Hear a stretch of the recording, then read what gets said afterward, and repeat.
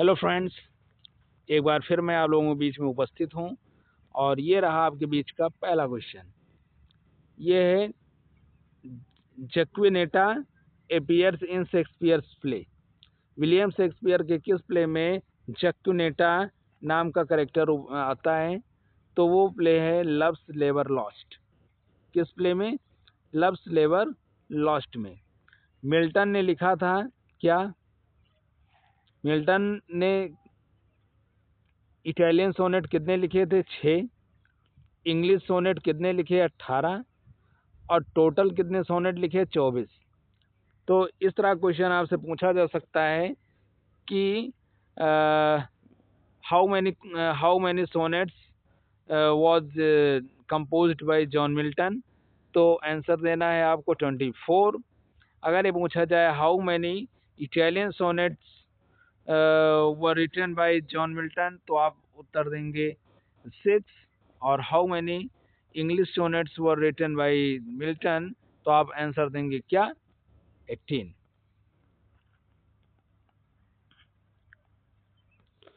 अगला है Sidney's Arcadia. Sir Philip Sidney ने एक लिखा था एर्काडिया नाम का work, was used as a source of Shakespeare's play. William Shakespeare ने अपने किस प्ले के लिए एर्काडिया को स्रोत माना था? तो वो है किंग लियर। किंग लियर इन्होंने एर्काडिया से सोर्स लेकर के लिखा था। नेक्स्ट है who coined the term Augustan age. Very important question. मतलब ऑगस्टन एज टर्म की खोज किसने की? तो वो थे Oliver Goldsmith. Next, thou art a monument without a tomb. Thou art monument without a tomb and art alive still while thy book doth live. जब तक तुम्हारी किताबें इस दुनिया में हैं तब तक तुम जिंदा रहोगे। ये विलियम शेक्सपियर के लिए किसने लिखा? बेन जॉनसन ने लिखा। बेन जॉनसन इनके कंटेम्प्रेरी राइटर थे। Next, see no evil, hear no evil, speak no evil. तो कौन सा अलंकार है?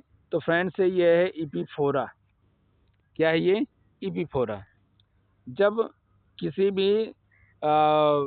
भी उपवाक्य यानी किसी भी फ्रेज या किसी फ्रेज या किसी सेंटेंस का अंतिम word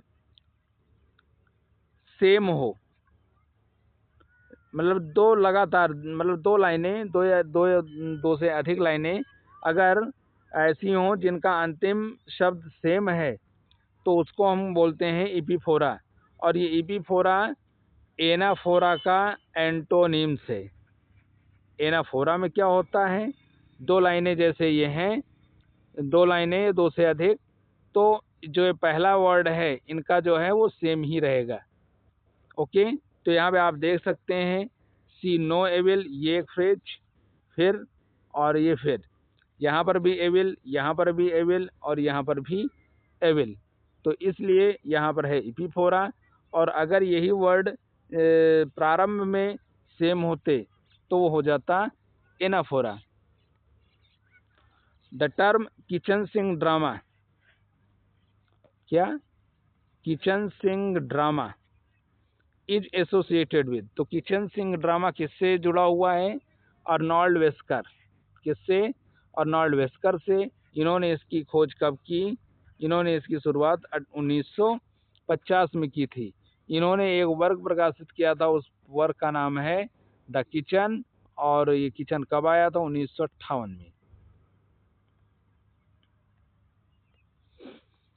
who was referred to a perfect poet of love and loss. Love and loss के मामले में परफेक्ट पोइट किसको रेफर किया गया था? क्वीन विक्टोरिया के द्वारा। तो you all know very well that which poet was favourite of queen Victoria. और आंसर आपके बीच में है, और वो कोई और नहीं बल्कि लॉर्ड अल्फ्रेड टेनिसन साहब थे। और जहाँ तक लॉर्ड अल्फ्रेड टेनिसन का संबंध है, तो इनका जन्म कब हुआ? 1809 के आसपास में इनका जन्म होता है और 1892 में इनका निधन होता है। तो लॉर्ड अल्फ्रेड टेनिसन ये वही व्यक्ति थे जो 1850 में विलियम वर्ड्सवर्थ के निधन के बाद पोइट लॉरियट की जिम्मेदारी लेते हैं और ये अपने जीवन के अंत तक यानी 1892 तक पोइट लॉरियट बने रहते हैं। A person who believes that pleaser is a chief good, एक व्यक्ति जिसके जीवन में आनंद ही सब कुछ है, तो ऐसे व्यक्ति को क्या बोलते हैं? हेडोनिस्ट बोलते हैं। आगे है हु वॉज थेना फाइव। मैकबेथ में थेना फाइव किसको कहा गया? तो वो है मैकडफ। मैकडफ के बारे में आपको मालूम है कि मैकडफ ही वो व्यक्ति था who could kill Macbeth because वो नेचुरल तरीके से पैदा नहीं हुआ था, वो सिजेरियन यानी ऑपरेशन के थ्रू उसको जन्म से पूर्व ही माँ के गर्भ से निकाल लिया गया था, तो इसलिए वो मैकबेथ को मारने में सक्षम हुआ था। The better part of valour is discretion, ये जो है कहाँ पर बोला गया? तो हेनरी फोर्थ पार्ट 1 में।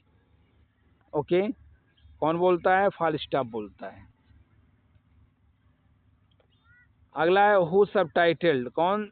द प्ले हेनरी 8, किसने हेनरी 8 को सबटाइटल दिया था? All is true. तो ये कौन थे? Sir Henry Wharton.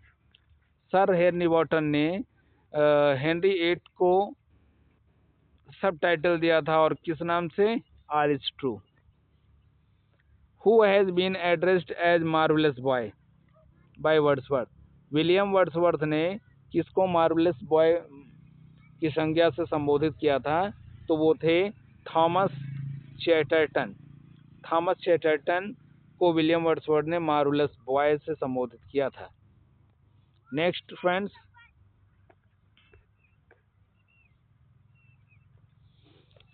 The term revenge tragedy was first coined.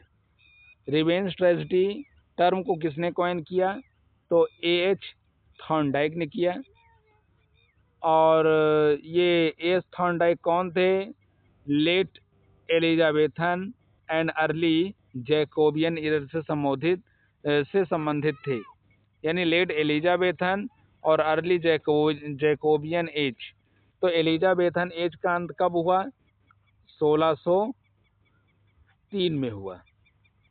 और 1603 से स्टार्ट क्या हो जाता है? Jacobian as. जैकोबियन एज यानी जेम्स फर्स्ट सत्ता संभालते हैं। ये स्कॉटलैंड के जेम्स 6 होते हैं, लेकिन इंग्लैंड में आने के बाद जेम्स फर्स्ट बन जाते हैं। Peter Bell a lyrical ballad a work, देखो मैंने आपको बताया पीटर बेल किसकी है? वर्ड्सवर्थ की है। पीटर बेल द थर्ड ये एक पैरोडी है, पीबी शेली की है, लेकिन यहाँ पोएम है Peter Bell a lyrical ballad, तो ये वर्क है जॉन हैमिल्टन रेनॉल्ड्स का। इसका है जॉन हैमिल्टन रेनॉल्ड्स का। अब पीटर बेल से 3 पोएम मैं आप लोगों को बता चुका हूँ। Next, Shakespeare's play that follows the classical unity. William Shakespeare का वो कौन सा प्ले है फ्रेंड्स जो क्लासिकल यूनिटी को फॉलो करता है? तो वो 2 प्ले हैं, द टेम्पेस्ट है और द कॉमेडी ऑफ इरर है।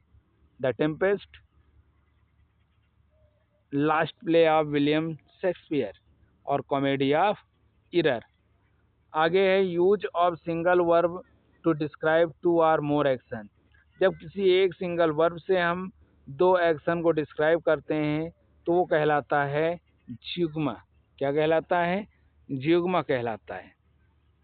नेक्स्ट, कंसोर्टियम मीन्स, कंसोर्टियम का मतलब क्या होता है? तो कंसोर्टियम का मतलब समझते हैं। कंसोर्टियम का मतलब क्या होता है? आर्थिक मदद। और इसका जो विलोम है वो क्या हो जाएगा, आइसोलेशन। जब किसी को आप अकेले में छोड़ देंगे तो अपने आप वो तड़प तड़प कर मर जाएगा। या इंडिपेंडेंस, किसी को आज़ाद कर दो तब भी फिर आपसे कोई मतलब नहीं। यह सोलो ऑपरेशन, ये तीनों एक दूसरे के साइनोनिम्स हैं लेकिन कंसोर्टियम के एंटोनिम्स हैं। नेक्स्ट, इकोमियम, इनकोमियम। इनकोमियम का मतलब क्या होता है, इसका मतलब होता है यूलॉजी, प्रशंसा करना। एंटोनिम्स क्या हो जाएगा, डिनंसिएशन या विलिफिकेशन या कंडेमनेशन या क्रिटिसाइज करना। तो इकोमियम मीन्स प्रशंसा करना, यूलॉजी मीन्स प्रशंसा करना, लेकिन एंटोनिम्स डिनंसिएशन, विलिफिकेशन, कंडेमनेशन और क्रिटिसिज्म। तो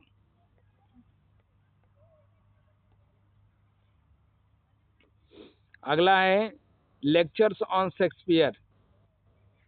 ये एक सोनेट है और इसको किसने लिखा, तो this sonnet was written by, in fact composed by एस.टी. कॉलरिज।